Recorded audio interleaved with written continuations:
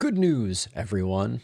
It is tier list season, so I've had enough time to marinate with the Dwarves of Runenberg DLC for the last spell, and I have opinions now, and opinions are a very dangerous thing, especially when we put them in tier list form. So today we are going to take every weapon and every ability for every weapon, and we are going to rank them on a tier list, going all the way from S tier to F tier with all the letter grades in between. We will be showing the actual ability down here below me, so you'll get to see the exact ability that I'm talking about, and we'll get all the details just so.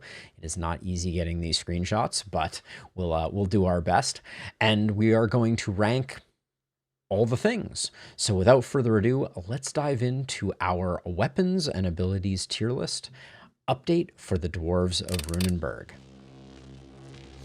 No tier list would be complete, at least no tier list of mine, without a healthy disclaimer at the beginning. The first thing you need to remember when we're talking about tier lists is that there is no perfect ranking. All of this is subjective, and the game is a complicated game. You need to be making decisions on the fly based on the information and the resources that you have at your disposal. So just because I say one weapon is better than another weapon, that's not always going to be the case. If you have a hero that is built for debuffing and opportunism or sadism or something like that, your best weapon is going to be different than if you have a hero built for stunning. So as a result, none of this is universally applicable. Me saying that one weapon is better than another, it does not mean in all circumstances one weapon is always better. I am always going to be talking about weapons in the context of the way that I believe they are meant to be used. And you will notice, I'm not sure how I did this last time, but I have removed the situational row. It may come back for other tier lists that I'm doing, but for this one in particular, I am not going to entertain the idea that anything is situational, because at the end of the day, everything is situational. The other thing that I think is important to talk about in terms of weapons and abilities is that the average of a weapon's abilities is not the value of the weapon. Some weapons have more internal synergy and make more sense and are easier to use than other weapons based on the entire kit that they provide. So it is distinctly possible that you will sometimes see a weapon have lackluster scores for its abilities and then get a higher ranking than those abilities, or it may have great abilities, but I may just not see a way to utilize those abilities effectively, and the weapon may get a lower score than the average of their abilities. Both are incredibly possible, and it's just kind of the way the cookie crumbles. So the format that we will take moving forward is I'm going to go through each weapon ability one by one. I will rank them all, and then I will rank the weapon overall, and then we'll move on to the next weapon. So without further ado, the place that we begin is with the axe. And the first ability of the axe is Shred, as shown on the screen here. It is a melee range attack. It hits 3 targets. It has 5 uses per turn, a little bit of an opportunism multiplier, and a little bit of inaccuracy. I will say that I think this is a good bread and butter attack. I don't think there's anything particularly fantastic about it, but I also think that 5 uses on a relatively hard-hitting weapon is pretty solid overall. So I think Shred is going to live in the B tier. I don't really feel the inaccuracy in any major way. It feels fine. And I think that especially in the context of opportunism builds, the one-handed axe is kind of my go-to. The other thing that we need to talk about a little bit here is that one-handed weapons are sometimes hard to come by in my experience. A lot of the real heavy hitter powerhouse weapons are often two-handed weapons, like I'm thinking like Power Staff and Sledgehammer for stun builds, but Axe falls into a nice place and it gives you the opportunity to have that offhand, which means you can have a Warp Crystal. So moving on, next up we have Intimidating Scream.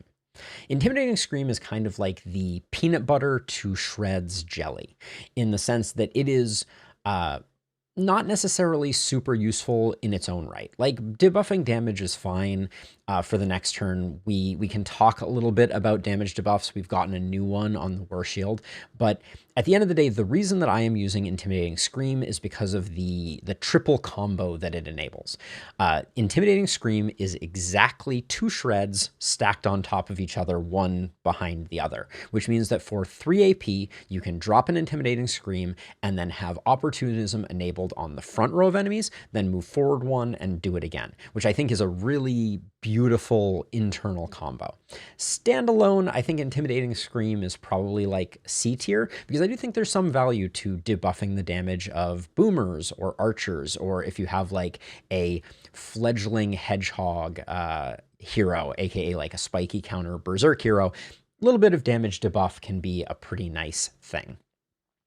But I think Intimidating Scream standalone, not that great. It's really nice that it's 1 AP, and the way that it synergizes with Shred is going to overall propel the axe to a higher level than it otherwise would. Last but not least, we have Axe Boomerang. Axe Boomerang is awkward. Axe Boomerang is the thing that I like least about the axe. It has the mustache shape, which I appreciate. It's one of the more interesting targeting structures that you have in the game. But that being said, its orthogonalness makes it a little awkward. A little hard to utilize. It does hit 7 targets. It has a decent amount of damage on it, but the 2 AP 3 mana feels a little punishingly expensive. And because of the orthogonal nature, it can be really hard to get into the right spot to get all the things. I think it's usually best used as kind of like a point blank type of attack, but when you compare it to something like the War Shield that's doing almost the same job minus the 2 like curls of the mustache, without the 3 mana cost, it starts to look a bit lackluster. So I'm going to put it in D, not F. I don't think it is an F tier, but that brings us to the ranking on the axe overall. And I like the axe. I think that the axe for me is perhaps my favorite opportunism damage dealer. With the possible exception of the hand crossbow, but the hand crossbow is kind of my favorite everything. As far as like a melee opportunist goes, I often refer to my axe users as kind of like the lawnmower man type of concept, because they can just sit there and they can just like swing back and forth. They get boom going. Those shreds start to hit larger portions of enemies. You spread lots of debuffs with contagion. Has a really good shape for spreading contagion because you're never going to be killing the next row except with boom. So overall, despite the kit being a little weak, I'm going to put the axe in B tier. And I feel pretty good about that because the axe is, in my opinion, the poster child of like internal weapon synergy. I think that the way that Shred is so tailor-made to interface with Intimidating Scream, it just feels good. So I really like that combo, and I think that it lives in a good place. So with the axe behind us, now we have to talk about the cannon. The cannon is an interesting new weapon. So this is our first new weapon, our first Dwarves of Runenberg exclusive weapon. Obviously it has Overheat as its weapon perk, but for the purposes of this, I'm not gonna talk too much about Overheat unless it like synergizes with one of the abilities, which spoiler alert, it does, at least one of the abilities. But we'll start out with Cannonball. And Cannonball is just kind of it's a pretty solid ability. One thing that I like about Cannonball is that the plus shape on a primary attack with no mana cost, you're basically getting like the equivalent of a fireball, slightly less damage than a fireball, but with a solid range on it. The minimum range is a little bit punishing, but 5 targets is really nice. 5 targets also plays super well with things like Carnage that require you to hit a minimum of 5 targets, and you can generally get some good use out of Cannonball. And 3 uses per turn is plenty for an ability that ends up costing 2 AP. Now, Cannonball, it's good, not great. I don't put it in the same company as, say, Shred. So I think I'm going to put it in C tier, but I will put it above Intimidating Shout. I think it's a top of C tier, flirting with B tier type of ability. I think it's basically just a damage dealer. It doesn't have a lot going on. Doesn't interface too effectively with Overheat.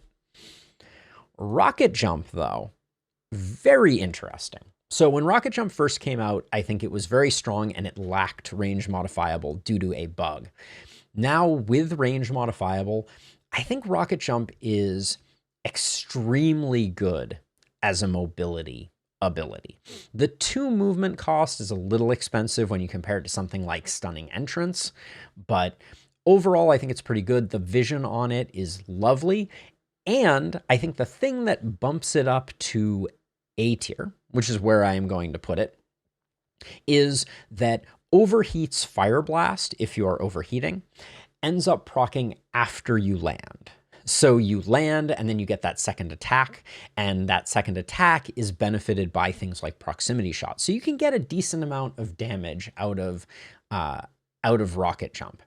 I think it's a pretty interesting ability, gives you a lot of mobility also, especially like 7 range jump for 2. So 7 tiles of movement for 2 plus skill range can make this something that allows you to really get around the map very effectively. And as a result, I think it interfaces well with a lot of things like multi-hit builds that otherwise are sometimes struggling. Like I could take a cannon over a wand with a warp crystal and feel like I'm getting approximately the same amount of movement.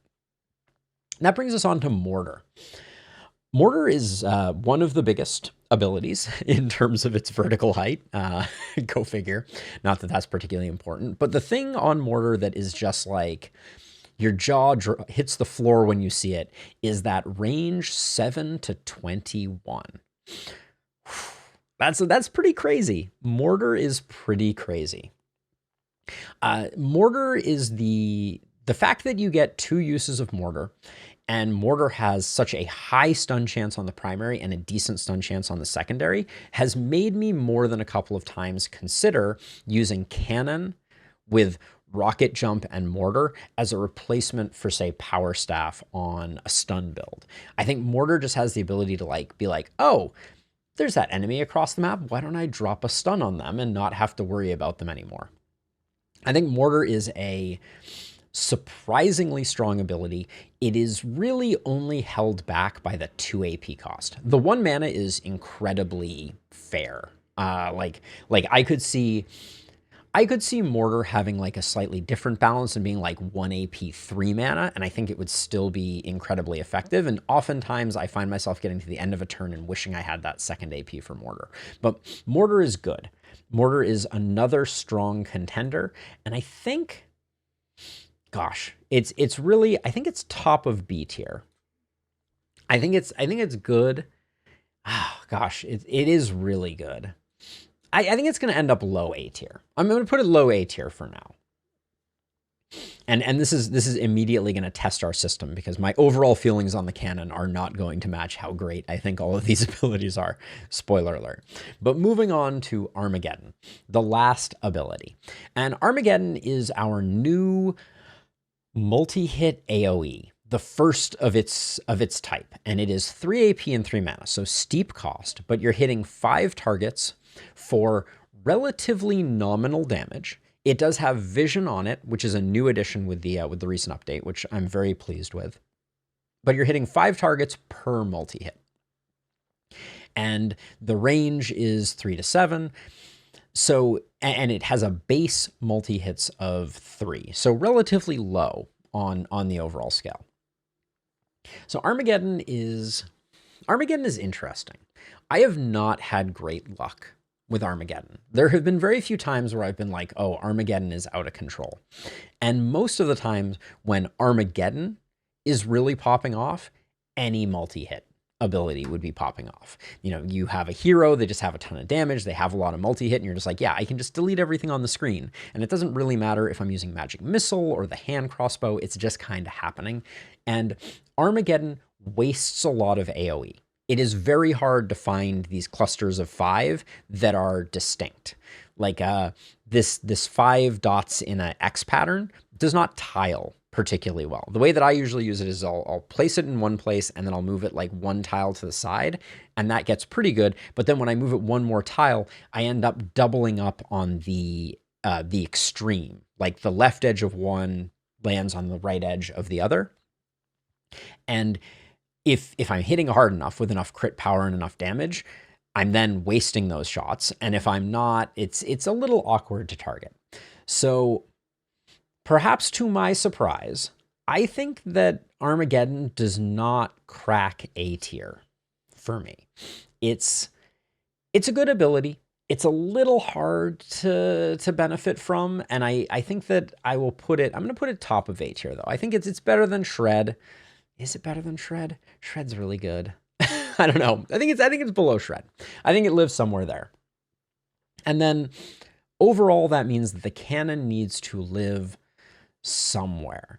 So the cannon is definitely a weapon that I can see landing in some builds. There are times when I could see the cannon as being in like a stun build. It could be in a multi-hit build. I think it's better equipped to be in like a stun build though. So I think I'm going to put it in A tier. Yeah, I think that's a reasonable place for a 10 up. I'm really torn between A and B tier here. There's no way it's making it into S tier. I mean, given that we have it all the way down to C and D tier, I think it might be top of B tier. Because I think it's a strong weapon. It has some uses, but I don't think it's that incredible. We'll leave it as top of B tier. We'll see if we have to do some redistributing at some point. If we do, we'll take a little intermission and do that. But let's move on to the Crossbow. And the Crossbow's first ability is Straight Shot. Bread and butter ability, 1 AP, does a bunch of damage, suffers from ranged weapon inaccuracy. Crossbow generally hits pretty hard, 4 uses is pretty good. Nothing really to say much about here. So I think I'm just going to drop it down in, I'll put it up here somewhere in B tier. It's a good ability. I think it's fine. There's really nothing to write home about. I'm happy to use it. I find that it misses more because of the innate inaccuracy of ranged weapons, but you know, I really pretty rarely play crossbows too aggressively.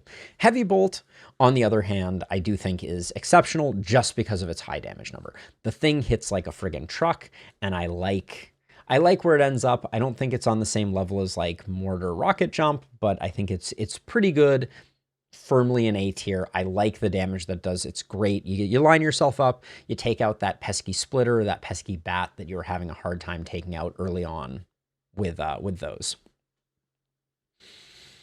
And unblockable is nice too. It means that you can shred guardians, etc.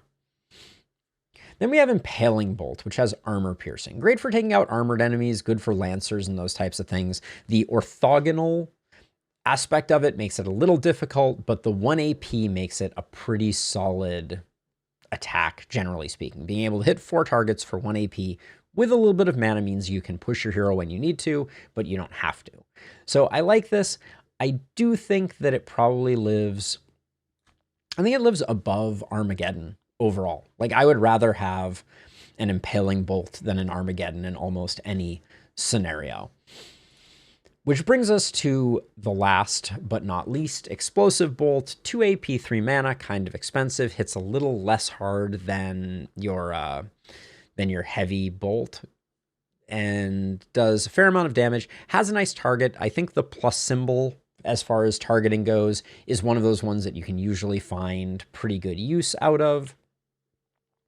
And I think that as a result, I think it also lives pretty much in the same nook here in kind of like the B tier. And this is where people will immediately rage, because that brings us to the crossbow itself. And the crossbow itself, I think, ironically, despite its abilities all looking pretty decent, okay, actually, I think I know exactly why this is an issue. It doesn't really have a build that it plays well with. It does a ton of damage. It hits really hard. It has a high base damage, etc. But it doesn't play well with others. It basically is just kind of like a standalone, does its own thing.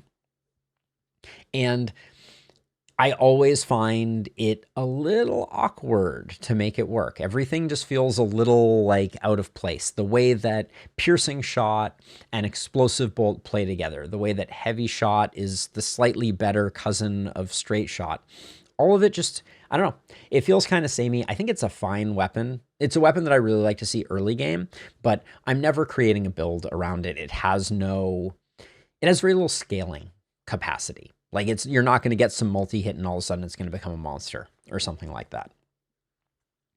Speaking of multi-hit, let's move on to the Dagger. So the Dagger has backstab. I'm pretty bored by backstab, if I'm being honest. I think I used to like it a bit more. It's still good on your melee blood mages who just occasionally have to stab things or whatnot. But like it being melee range, not skill modifiable, I don't find myself using backstab all that terribly much. So I think it can live down here in like C tier. Its ranged counterpart, Thrown Dagger, is unblockable 1. Its big downside is that it's only usable twice per turn, but it hits hard and it is unblockable, which means that it's great for taking out your guardians, your blockers, etc. I actually really like Thrown Dagger to the point of, I don't think I like it more than Heavy Bolt. I do like it more than Shred just because of its flexibility, so I'll leave it there. And then we get to Poison Dagger. So Poison Dagger, 2 AP, 3 mana. So it's a little expensive, but 4 multi-hit, comes with poison, comes with relatively low damage, and it is skill modifiable, and it can use twice per turn. I think this lives firmly in A tier. And the reason that I say that is I think the multi-hit on it is great. I think poison is, if you've heard me talk about poison before, and we'll talk about poison more as we go into the Druid Staff, the thing about poison is that it is an attack type that is designed to work in a vacuum, because your opportunism, your isolation, your reliability, your everything does not scale your poison damage. Your poison damage is only scaled by a secondary stat called poison damage, or poison. And as a result, it has been balanced in a way to be competent with only taking poison level ups. It gets strong enough. 500% poison damage is a lot of poison damage, and it means that you're basically one-shotting everything little, and if you stack up 3 or 4, you're probably killing, boomers and rippers and all the different things. So I like Poison Dagger. I like things that have poison on them. I like poison plus multi-hit. I think that's a great combination, especially when you think about the synergy that comes from Septic Shock and Epidemic and being able to essentially create enemies that are like seed enemies, hit them a few times with multi-hits of poison, get stun on them, get poison on them, toss a contamination or a contagion on them, and then pop them and start spreading that poison. And that hero can go crazy. And that is why, from my perspective, the Dagger is our first kind of A tier weapon. I think it's very strong. I think that it has a lot of good things going for it. There's just a lot of internal synergy. I realize I kind of skipped over that, but it's specifically because of Poison Daggers that I think that the Dagger as a weapon does as well as it does. Now we move on to the Druid Staff. So the Druid Staff has a nice bread and butter first attack in Centipedes. It has nice opportunism scaling at 1.5x. It does decent damage. You get 4 uses out of it. It only costs 1 AP. It's a nice, kind of quintessential attack that I think lives in the A tier. It's not gonna knock your socks off, but it's gonna do some good damage, and it's gonna be pretty solid. Yeah, I like Centipedes. Entangle is it's such a good snare. 9 targets, relatively cheap at 1 AP, 2 mana. You can get over it early game. I often will be tossing out Entangles and think it's worth it. And then -3 move is a pretty good slowdown. I think it also lives in A tier. Yeah, it's a great ability. I actually prefer it to Suppressive Fire, just because it's cheaper and it hits almost the same number of targets. There's so much. Being able to, I should go back. Being able to move, like minus move is something that I value very highly. I think that the ability to slow down enemies is so good for wave control that it just shouldn't be underestimated. Moving on to Acid Spray. Minus 150 armor, minus 10% dodge, skill range modifiable, hits 13 targets, 2 uses per turn.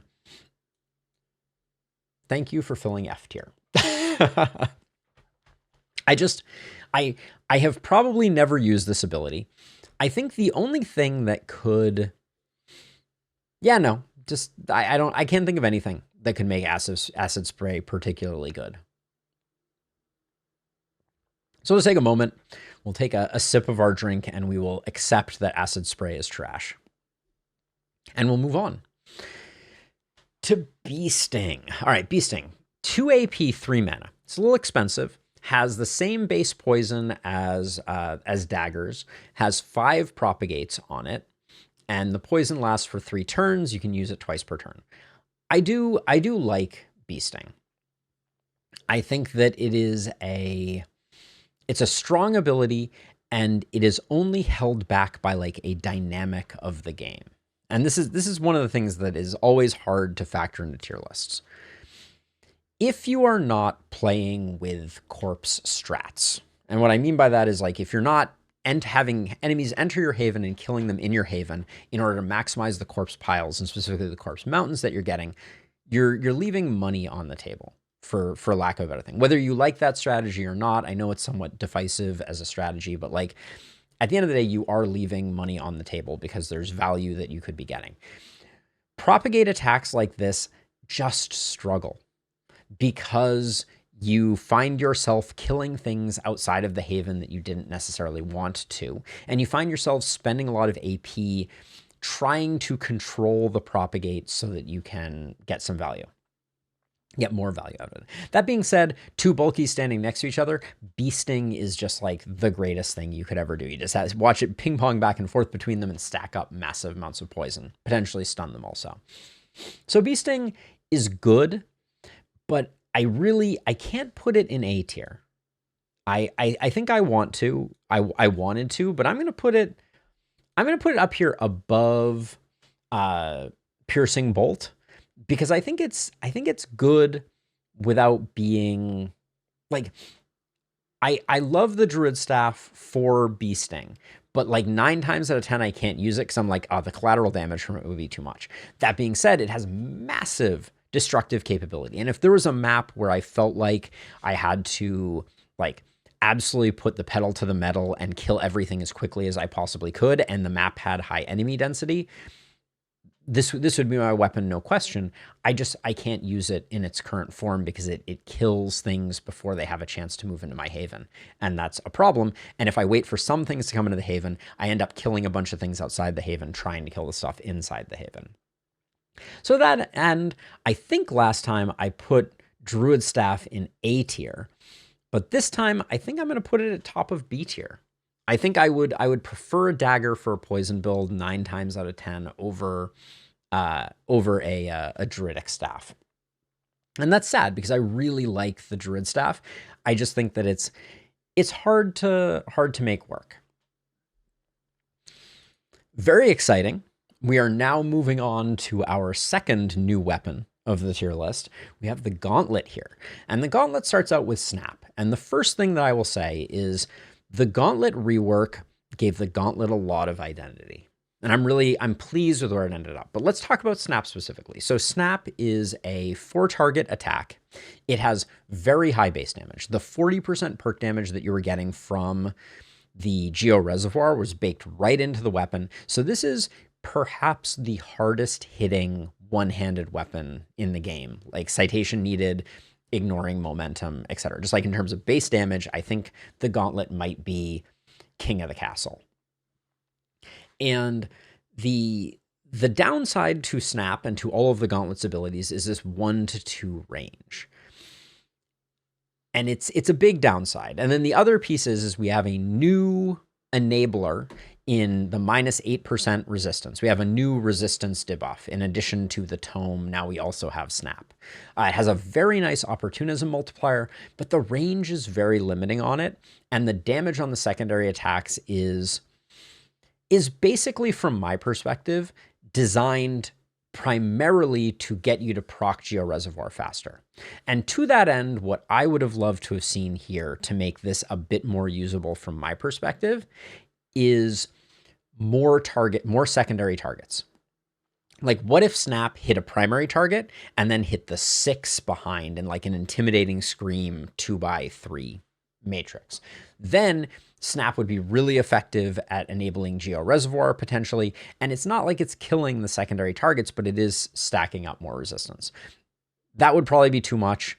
I think that snap probably should not have the ability to proc Georeservoir in a single attack. That might be a little excessive, although you need a high enemy density to make that work.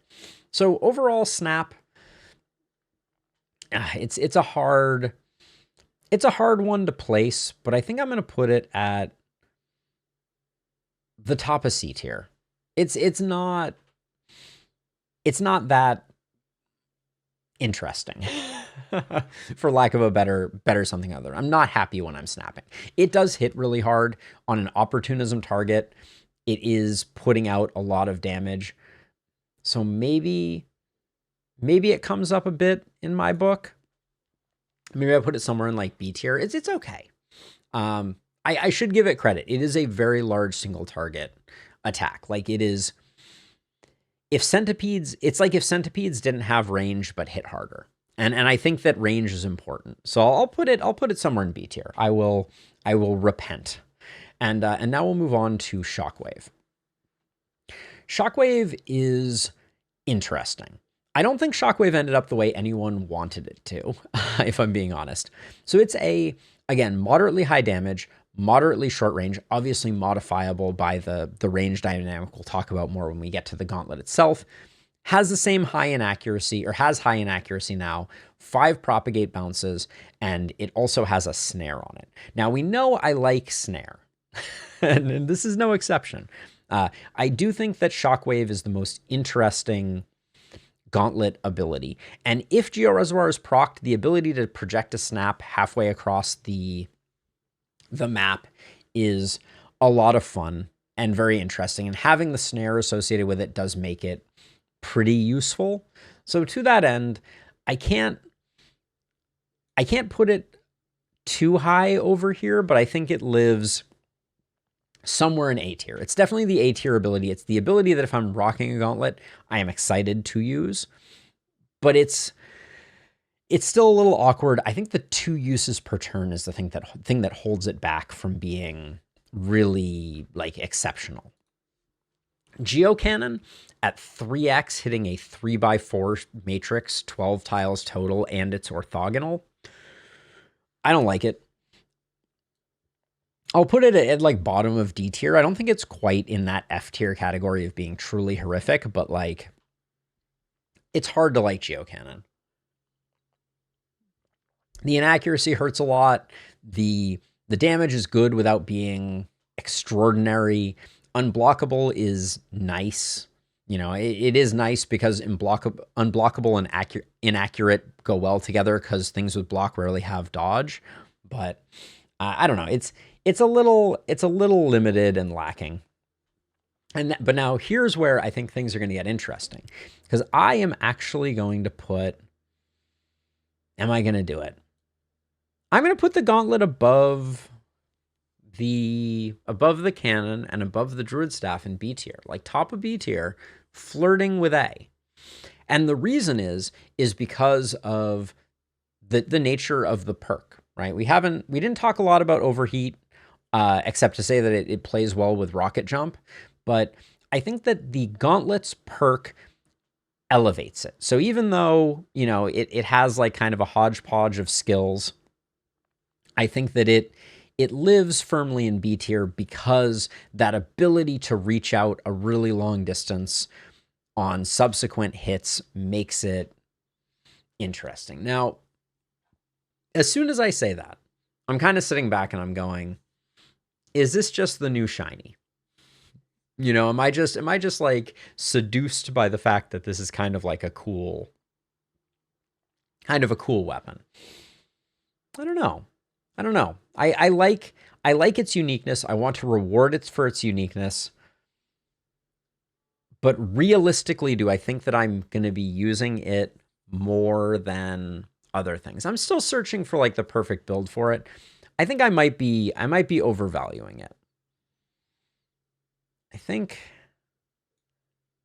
it fits more in like the crossbow space. And I feel bad saying that because like I was really bullish on it for a second there, and I love it. I think it is such a cool weapon, has such a cool identity to it. But I do think that I need to take it down a notch and be realistic about the fact that the gauntlet is really awkward. Like you need a hero that can get in there and use the gauntlet, and you need to spend a lot of AP potentially to get to the point of being able to use Geo Reservoir. There isn't really a second weapon to pair with it. Like what else goes with propagation, right? Are you doing like Gauntlet Druid Staff? I don't know, maybe. I'm not sure. But anyway, so that's the Gauntlet. I'm going to put it back down in C tier. All the Gauntlet stands are probably very sad to hear that I have shifted it around. But let's talk about Swing. Okay, so I think that Swing is inferior to Shred. And I know that some people may get a little frustrated by that, but I find finding 5 enemies co-aligned in a way where I can walk up to the center one and hit the 5 is really difficult. What I find Swing is good at more often than not is I can't make it to an enemy and I can use like the left or rightmost node of the attack to get that enemy. I don't like Swing. I think it's an attack. It's okay. But I think that it lives at like the top of D tier. Like it's just not doing it for me. Yeah, and I feel bad about that, but the inaccuracy I find annoying. I find primary attacks that cost 2 AP awkward as a general rule of thumb. And this one in particular, I so often find myself swinging just to get like one enemy with the corner of the swing or something like that. It does hit hard. It can do a lot of damage. I'm going to move it up to C tier, but I'm not the hugest fan. On to Leap. Leap has good damage. It is orthogonal, and it's relatively low range compared to something like Rocket Jump, but it does give you some good mobility. The snare that comes with it I find only useful for enabling opportunism, but I do like that it's 1 AP and 1 movement. To that end, I do think that Leap lives at the bottom of A tier as compared to compared to Rocket Jump, which lives kind of up at the top. I like Leap. I think it's good. It is no, I drop it down. Hold on. I drop it down to B tier, and the reason is the orthogonal. I think the orthogonal aspect of Leap makes it significantly worse than Rocket Jump as a mobility attack. It's still good.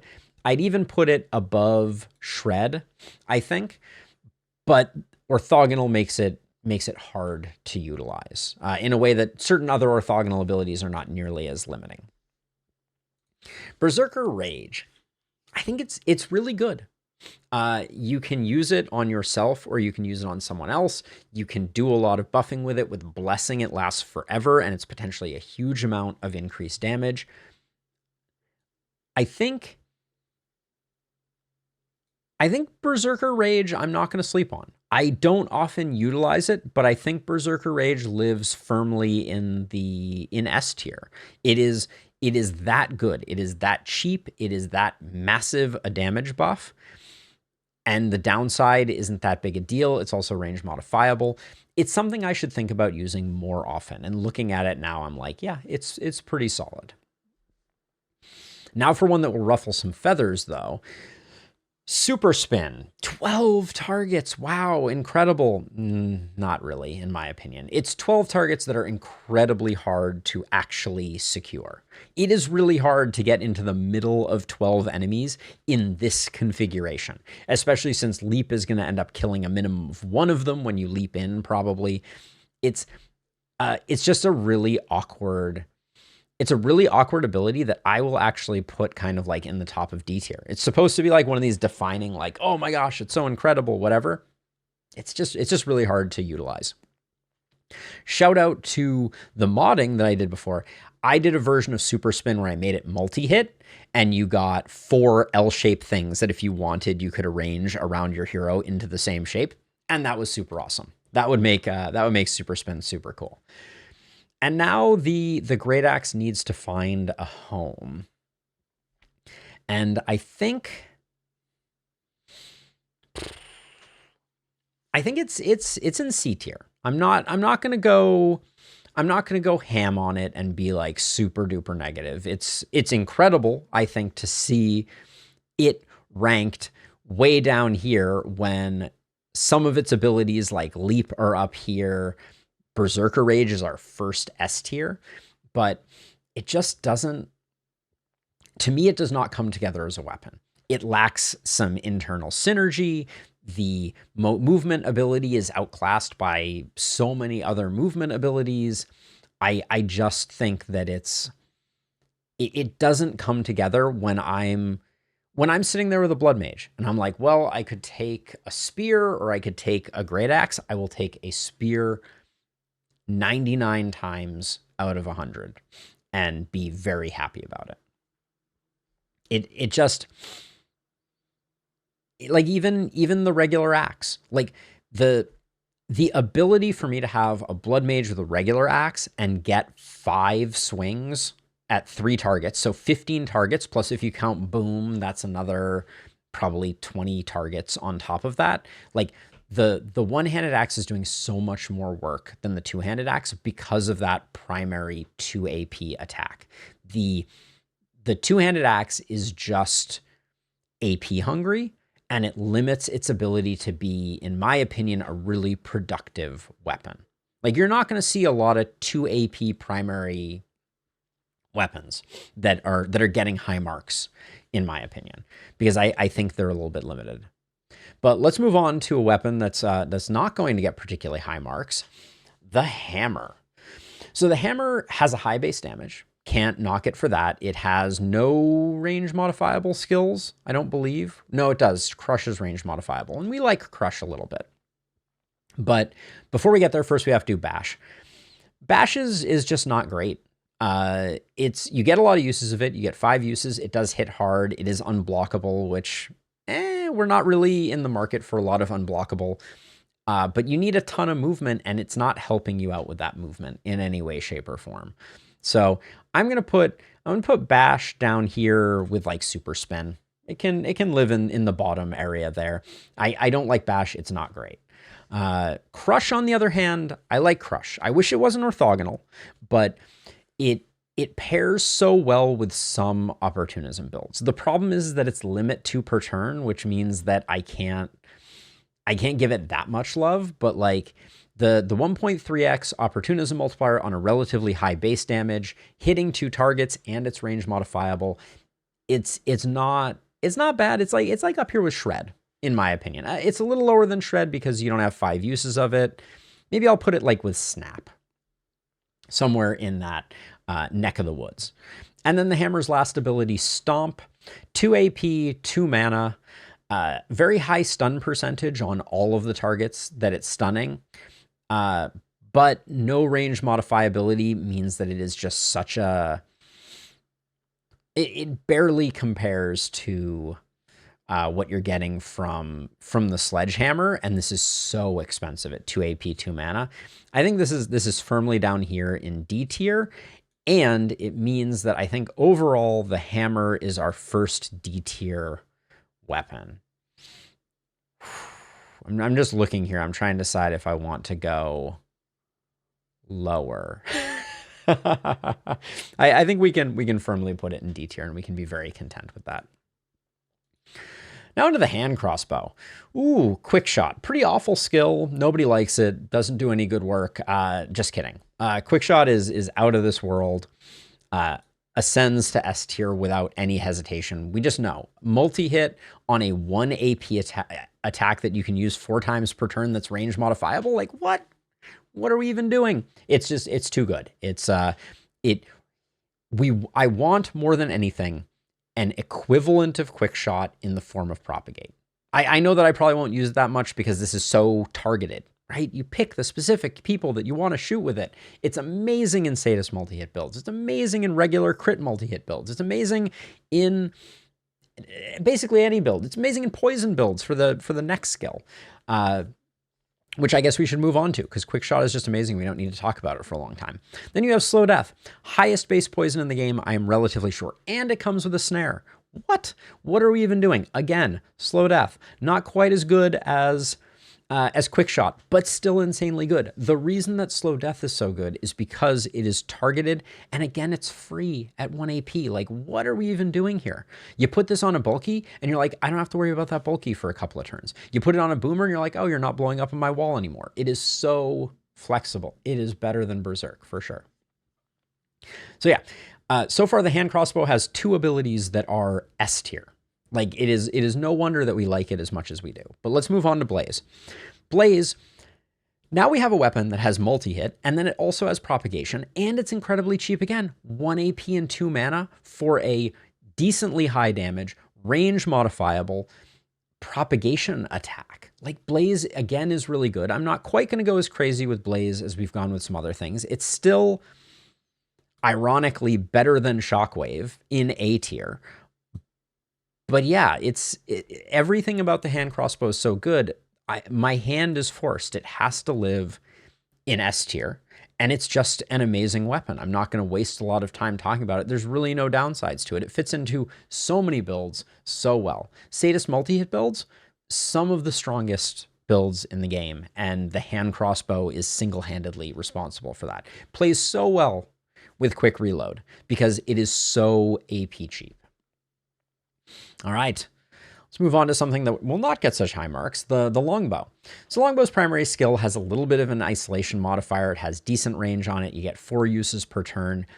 It's a fine bread and butter ability. It's better than, you know, I'm going to put it slightly below the crossbow, which may seem a little funky. The crossbow is straight shot. But like, it's okay. This is not going to change the world. It is 1 AP. We like that. It does have the range penalty that comes with ranged weapons, which you know, are kind of like, oh, that's a little gross. It's definitely better than backstab. I'd take it over backstab on a weapon, you know, without much hesitation. But yeah, that's about that. Then we have watch out for 30 dodge on a target. It's just kind of boring. Early game, it can have like a little bit of an impact, so I won't put it in F tier because it can be a little handy, but like it's down here in D tier. Nobody is excited about watch out. There's not really, like, maybe it could help you get an adrenaline rush hero off the ground a little faster, but by the time you're running an adrenaline rush hero, they're level what, 8 or they're level 9, in fact, before you get adrenaline rush. So you don't need watch out anymore because you've picked up dodge on the way. So that brings us to snipe shot. So expensive. 1 AP, 2 mana, and 2 movement. It could use more range, in my opinion. 7 to 14 is just the standard range on the bow. Not that crazy. The undodgeable is nice for taking out like crawlers and those types of things. So if it wasn't so expensive, it would probably make it out of C tier, but I'll put it down here. It doesn't quite pass the cannon's shot, in my opinion. It's not, in my opinion, a great ability. You do get to use it twice per turn, but that's about the nicest thing I can say about it, is that you get to use it twice per turn, and it does relatively decent damage. But I wouldn't pick up a longbow for it. And then Arctic Blast, it's funny. So I think I like Arctic Blast because the rest of the Longbow's kit is so trash that I just need to stun things. And that's not great, but I use Arctic Blast a lot because I'm like, oh no, I'm not killing anything, because all of the Longbow's abilities are like one target only, except for Arctic Blast. So I'm sitting there like barely able to spend my AP. In fact, I can't spend my AP, right? Because if we go back for a second, we have 4 long shots. That's 4 AP. And then we're not going to do snipe shots because they cost a ton of mana. So I get to the end of my turn and I'm like, wow, even on a base hero, I had 6 AP to spend. I started out with a longbow. I did my 4 long shots. I killed basically no one because no one was naturally isolated. I have no way to isolate anyone with this weapon. So now I'm going to Arctic Blast because I have nothing better to do. But it is a stun attack, does hit 6 targets, does moderate damage. So as you level it up, it gets better and better. It has a remotely decent stun chance. It is definitely the best ability of the longbow, but probably doesn't crack into A tier, if I'm being honest. I would take Mortar over it 100 times out of 100 at 1 less AP for wildly more range and vision. So yeah, Longbow's like right here with the hammer. I think it's not great. It could even maybe go a little lower. I think the Longbow is pretty. Yeah, actually, let's make sure we're using the whole spectrum. I think Longbow is worse than hammer. That's a hill that I am going to die on, I think, and I feel a little bad about it.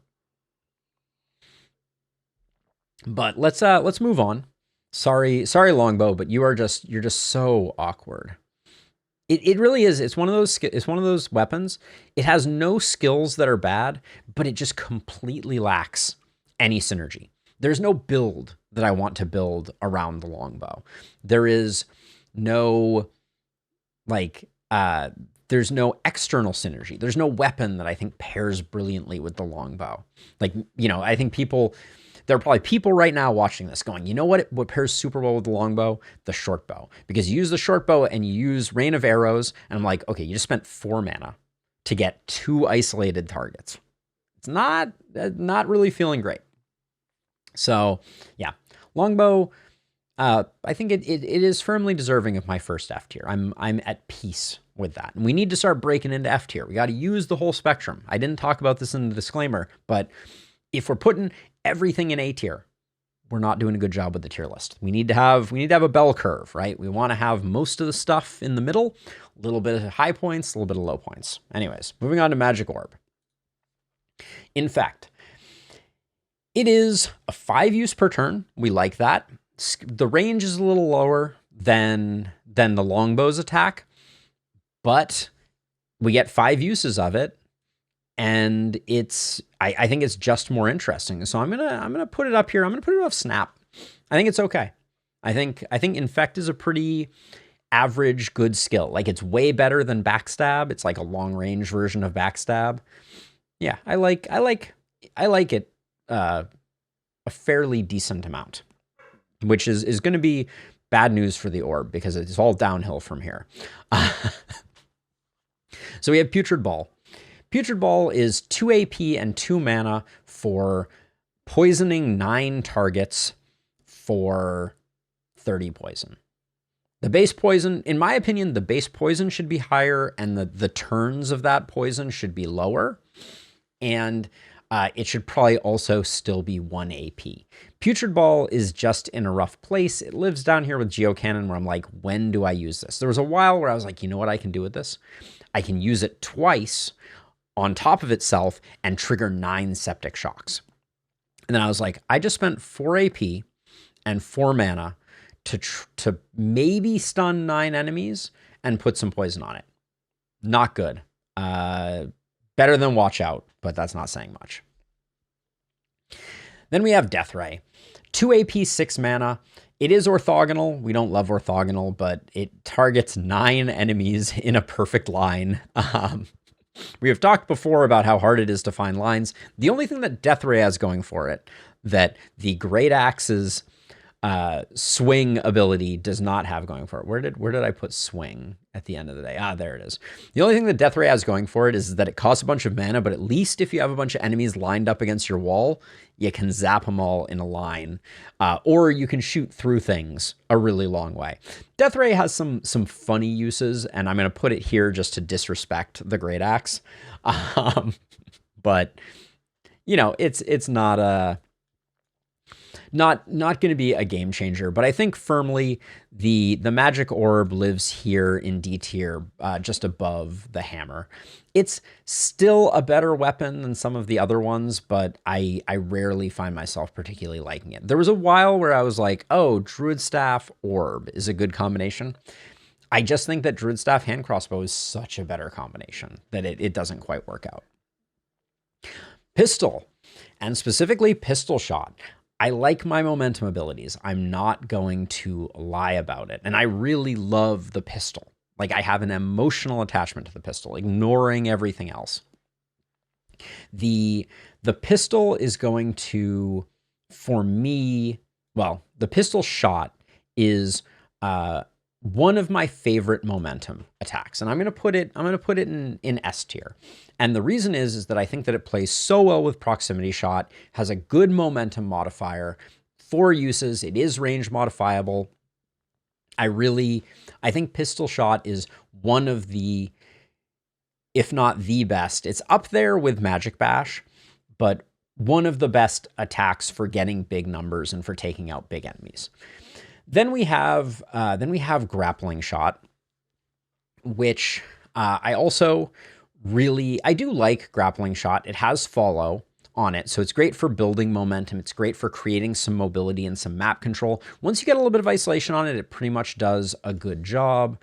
I think that it lives like somewhere under Blaze, above Thrown Dagger, somewhere in that space.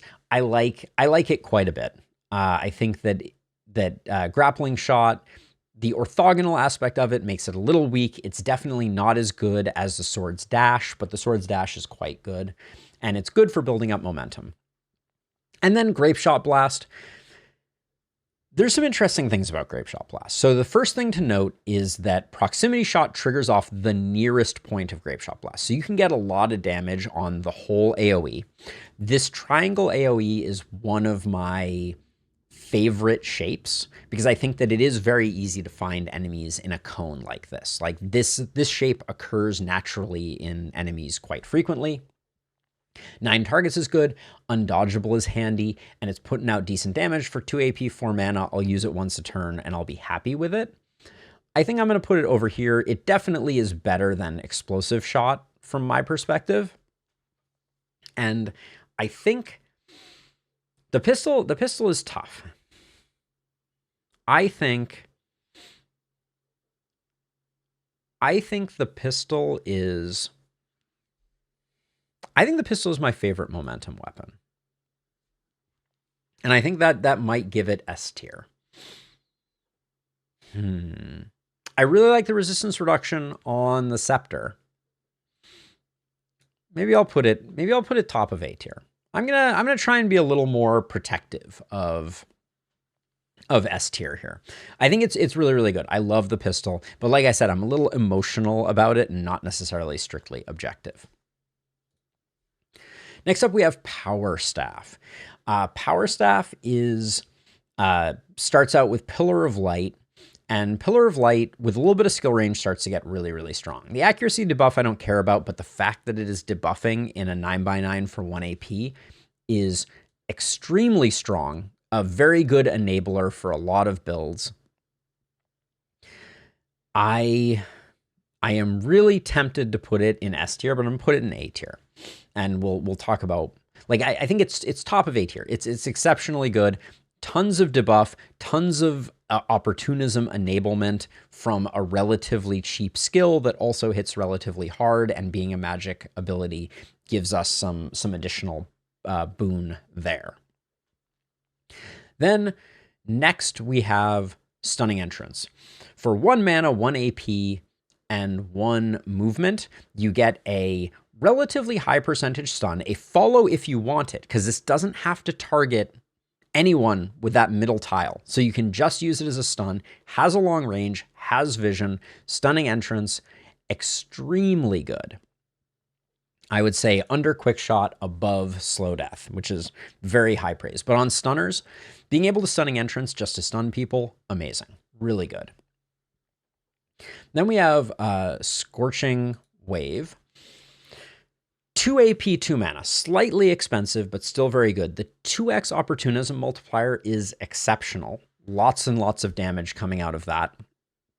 I think Scorching Wave lives up here, maybe just above Mortar. Like, it's very, very strong. It hits really hard. It is range modifiable. It's not that expensive. You get to use it once per turn, and just finding a 6-pack of enemies that maybe you've used Pillar of Light to target and debuff, exceptionally good. I really like Scorching Wave,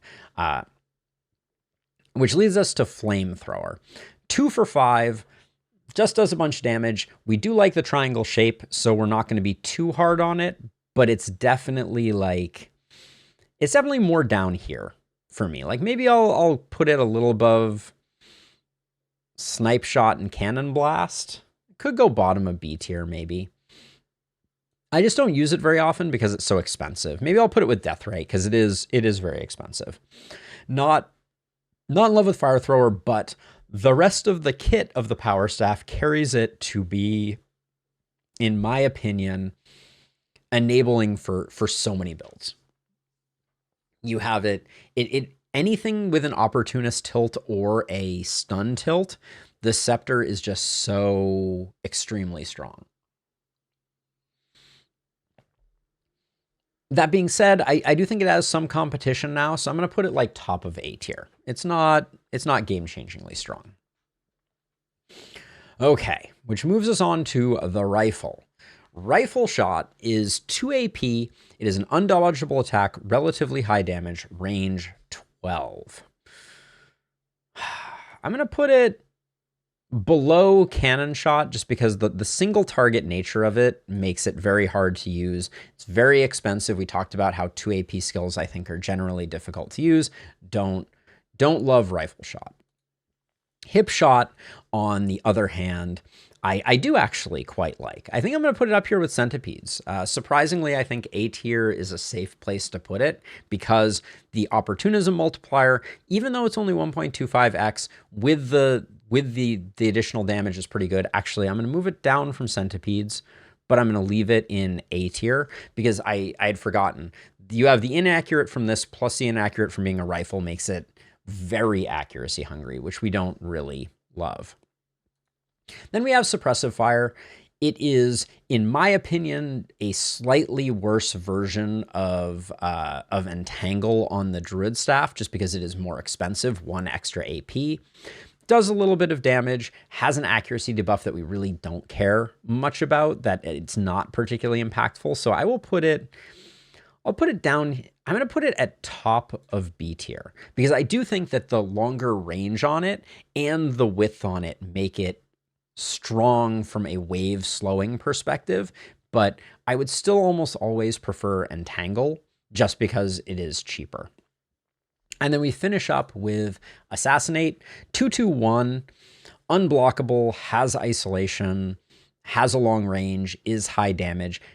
I think it's better taken as a scroll than as a weapon ability, but I think it lives in a very similar place to Snipe Shot.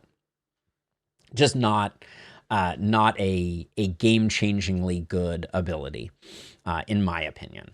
And that means that the Rifle overall, I'm going to put it bottom of D tier. No, actually, I'm going to put it above the Rifle, actually. Just talking out loud, I think Hip Shot is a redeeming quality. The Snare is a redeeming quality. Assassinate is okay. Yeah, I'm gonna put it here. I think I prefer it to the Axe just because the wave control and just Suppressive Fire all by itself means that I'm kind of happy to see it. But moving onward, we have Magic Bash. So Magic Bash, another momentum ability in the same camp as Pistol Shot, but has a higher momentum scaling at 30%. And it has the resistance reduction modifier coming from that, which does make it the hardest hitting momentum ability in the game often. It is often also outclassed by Rush on the spear, which we'll talk about later.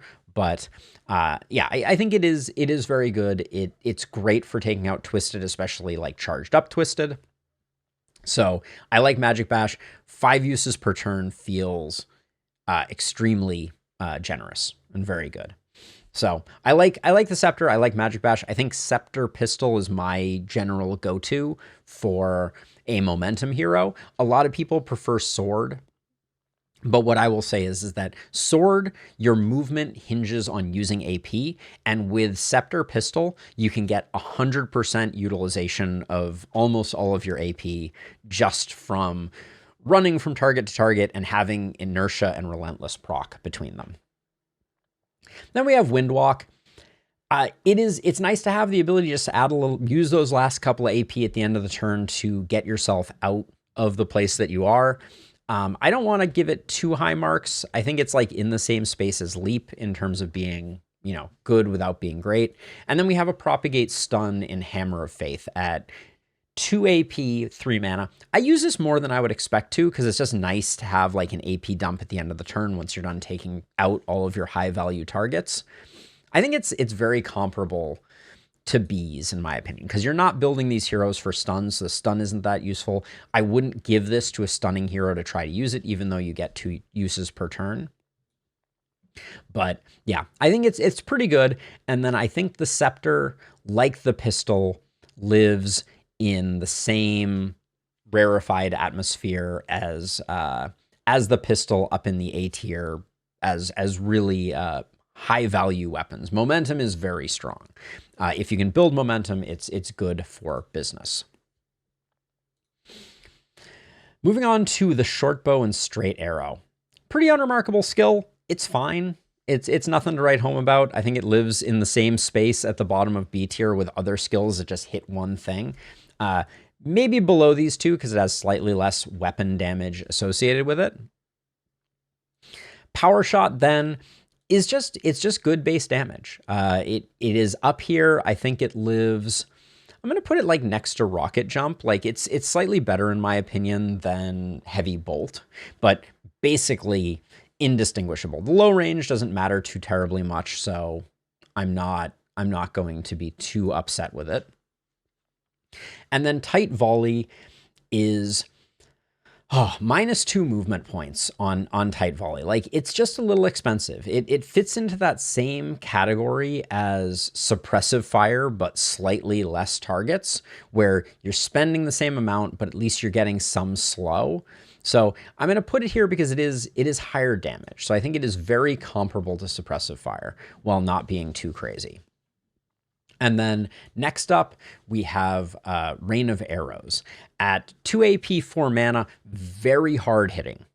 Also has vision, which is really nice. I do like Rain of Arrows. I think Rain of Arrows lives like somewhere up here in like the Blaze Shockwave A range. And it is because it creates some isolated targets. It generally kills everything that it hits early game. It scales up relatively well. But the problem with the Shortbow, in my opinion, is that it lives somewhere in the same category, maybe above the Gauntlet of like top of C tier, where there's just not synergy. There's just not a build for the Shortbow. The Shortbow's in this kind of weird place where you're not like reaching out and killing things. You're kind of struggling. So I don't think Shortbow lives anywhere else. It is good. It is, in my opinion, like maybe slightly better than the Crossbow in terms of its flexibility and having some utility. But I would also say it's better than both the Crossbow and the Rifle in that regard. All right, moving on to the Sledgehammer. Good old Hammer Strike. Low stun percentage, but really who cares? Because you're getting 3 uses of up to 8 stuns, and it's doing big damage. We really like the Sledgehammer to the point where I think this ability, it is build defining all in its own right. So I'm going to put it in S tier because I think that stun builds would not work without Hammer Strike. And that is just the highest praise that I can possibly pay it. Then also for the Sledgehammer, We have follow, which comes with a nice opportunity bonus, or follow up that comes with a nice opportunity bonus. It's range modifiable, much like the last one was, and it's doing relatively big damage. I think that similarly, it's kind of up here in like the rocket jump territory for me. It's nice to have the movement that comes with it. It's a little more limited, so I might pop it down a little, but it also has like some centipedes vibes in that it has the opportunism multiplier, so I really like it. Mega Stomp is kind of the odd one out in my opinion. I'm not building propagation bounces on hammers. Generally, I don't think that they do a lot of good. I think that Mega Stomp as a rule is kind of worse than your Hammer of Wrath or your Bees type of thing. So I'm going to put it down here. I think it edges out like Snipe Shot and Assassinate, but not by a whole heck of a lot.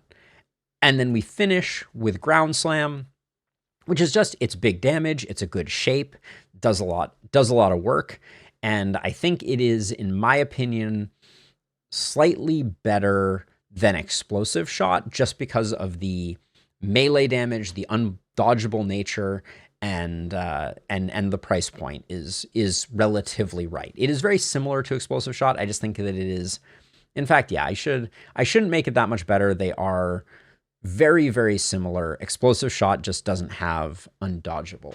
Does it have a modifier at all? I don't remember now, but I'll put it there, slightly up from that. And then the Hammer is one of those that I think, again, I'm going to put it in top of A. I think it goes slightly below Power Staff because it's really, actually, let's split up our momentum weapons and we'll put it there because it's an amazing weapon, enables builds all on its own. But that's about what it's worth, I think. Like, very, very good weapon. Big fan.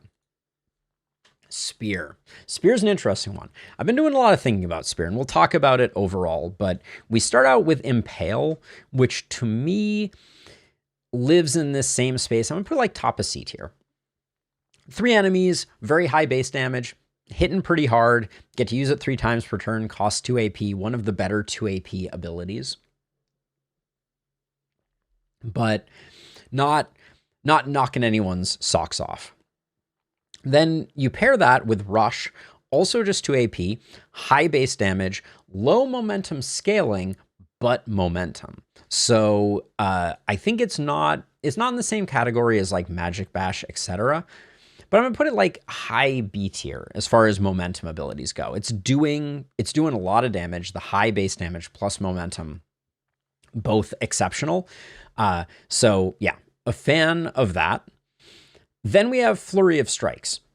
So now we're starting to see a picture come together on this weapon. All of a sudden we've got multi-hit, we've got momentum on the same weapon, and we're about to have a big AoE. But undodgeable, really nice. The multi-hit, really nice. High base damage, has some range to it, which is awfully nice. So I put this up here around the same place that I'm putting Poison Dagger. I like my multi-hit abilities, obviously, but I think that's quite strong. And then we have Triple Swipe, which 2 and 5 is a little more expensive than Grape Shot Blast. So I'm going to put it in a very similar place to Grape Shot Blast, like somewhere in like B tier, maybe slightly below Armageddon. But the structure makes it better than Armageddon, in my opinion. Like I'm going to put it here in the same space. And now what we have to talk about though is the total package. So despite having a couple of B tiers and a tier and a C tier, the total package of the Spear is just a Blood Mage's dream. It's so well tuned to that genre of builds. And generally speaking, if you have unlimited mana, this thing goes crazy. It's an amazing melee weapon, has great wave clear, has lots of damage. You add Boom to Flurry of Strikes, and you have a lot of clear ability. I actually, it's so hard, but I want to put it as the second S tier weapon because I think it is that strong. It could go high A tier. Like, I mean, I'm looking at the other things in A tier and I'm like, these are all really good things. Yeah, let's put it in A tier. We don't have to go crazy with it in that space. Let's move on to the sword though. Has follow, has good mobility. It is another great momentum skill that I'm gonna put somewhere in A tier because I just think that both Pistol and Magic Bash have slightly more going for them than Slice. Because Slice, the armor mitigation isn't that useful, and I think that the resistance mitigation and the existence of proximity shot make the other two a little stronger. Dash, though, one of the best movement abilities in the game. Gonna put it at bottom of S tier. I think it is exceptional. The AP cost is nominal, but once you start to get some skill range, this is the cross map ability. No questions asked. So good for building momentum if you're going that direction. And then Blade Rush at 2 AP, 2 mana is hard to recommend just because of how good Dash is, but I'll put it down here in the it has a maneuver type of thing. It's hanging out with Windwalk. It does occasionally kill some things and we don't mind it. And then the sword, as far as momentum weapons, I think is edged out by the other two entrants.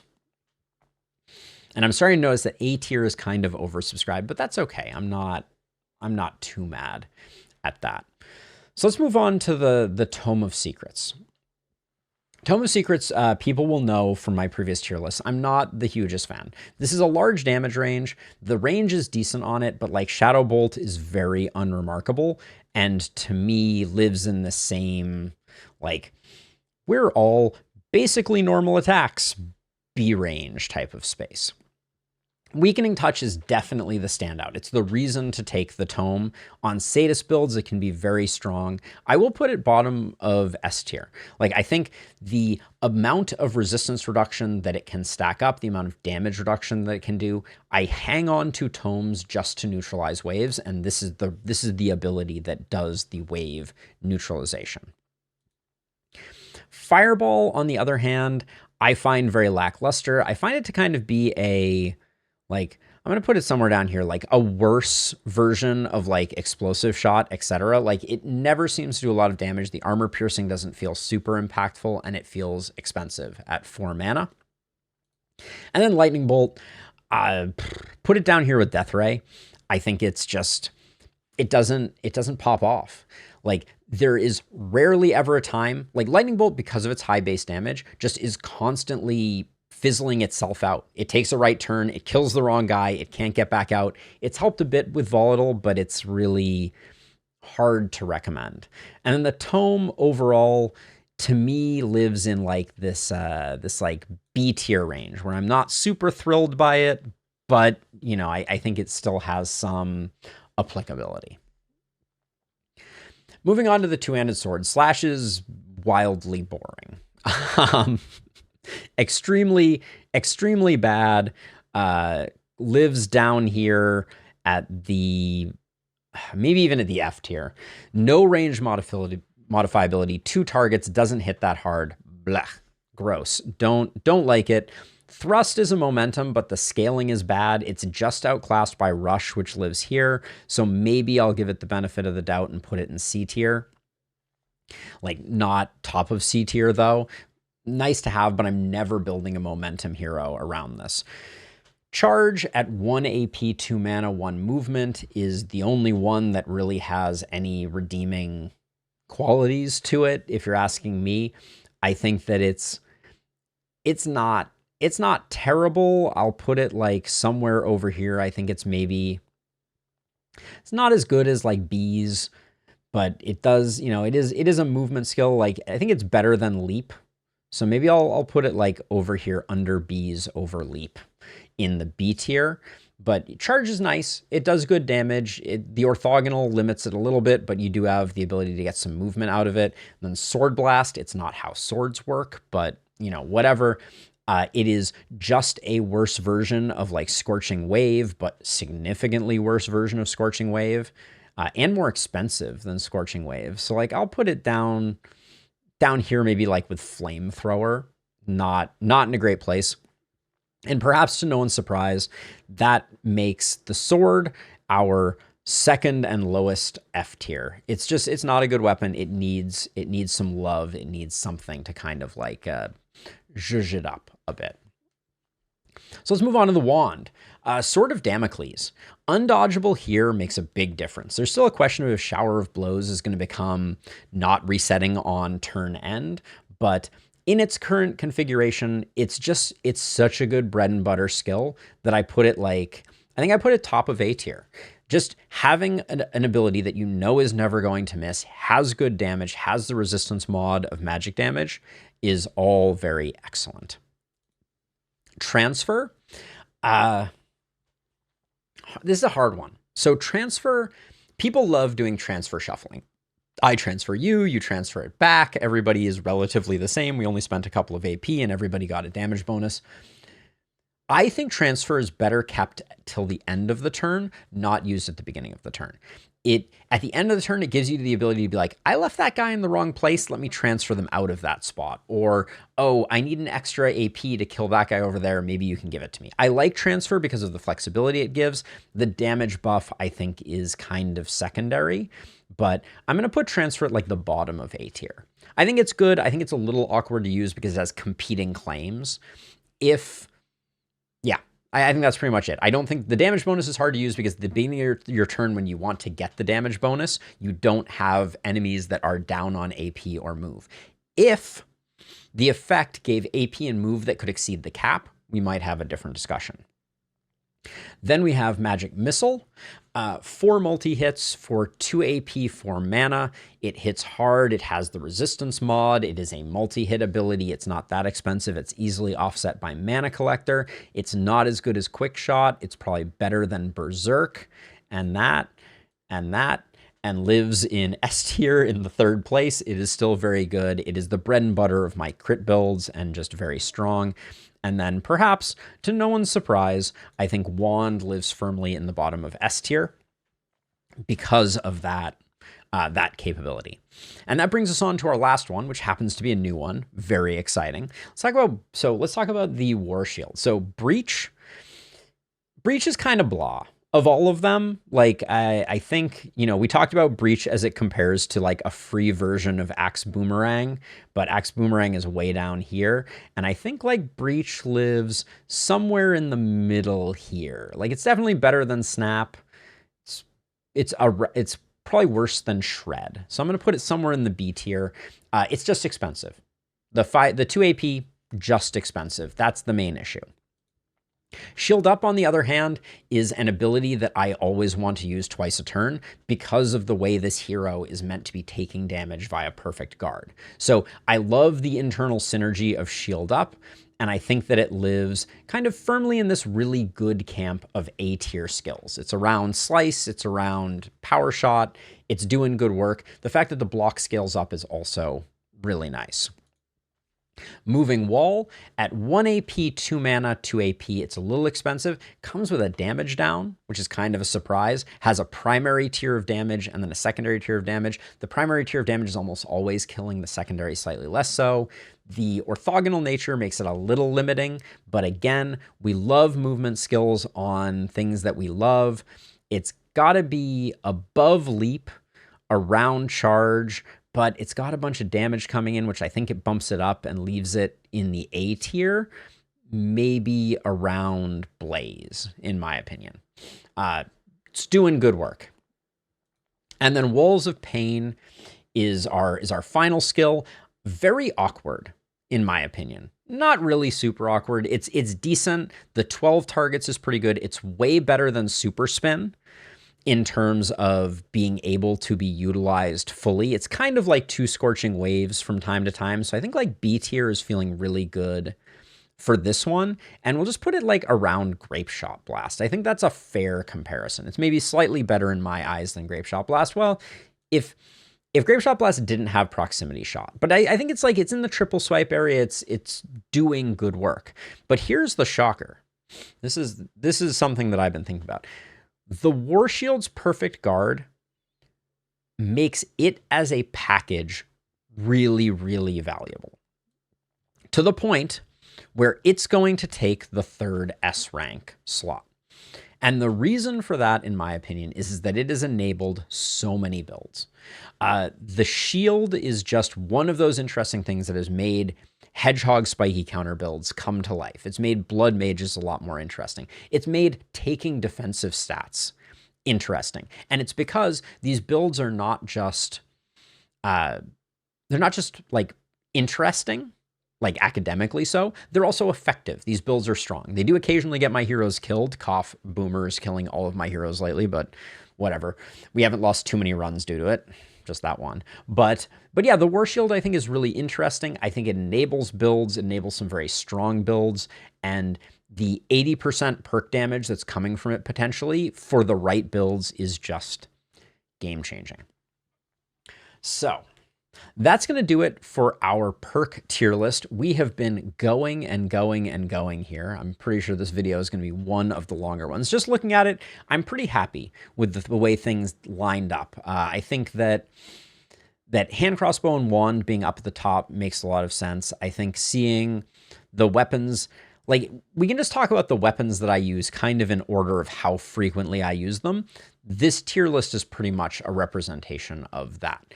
And I think that I generally choose weapons that I can get a lot of value out of and have a lot of internal synergy. Momentum is definitely a strong build. Definitely blood mages are a very strong build. Stun builds are very strong. And then your multi-hit builds are strong. And this kind of encapsulates a lot of those different builds. And a lot of the weapons down at the bottom are things that lack synergy. I don't see a lot of synergy between Longbow and anything. I don't see a lot of synergy between Magic Orb and anything. And that's kind of, I think, why this turned out the way that it did. So we have more tier lists coming. Perks will be hot on the heels of this one coming very soon, but we're going to use this tier list to inform some runs that we're going to do this week. We're going to do some runs probably only with the worst ranked weapons in the game, just to torture ourselves, because we love torturing ourselves. But if you like content like this, we got more coming out. We're going to keep going on the tier list train for the foreseeable future. We have lots of guide videos about the last spell. But for now, if you liked what you saw, toss me a sub. Find me on Twitch and YouTube when I go live 4 days a week, Tuesday through Friday. Hope to see you there. And thank you for watching. Leave a comment with the terrible mistake that I made. But remember, this is a tier list. We have to make difficult decisions. So let me know the decisions you would have made. I am curious. But for now, that's going to do it for me. Have a good one, and I'll see you in the next one. Bye-bye.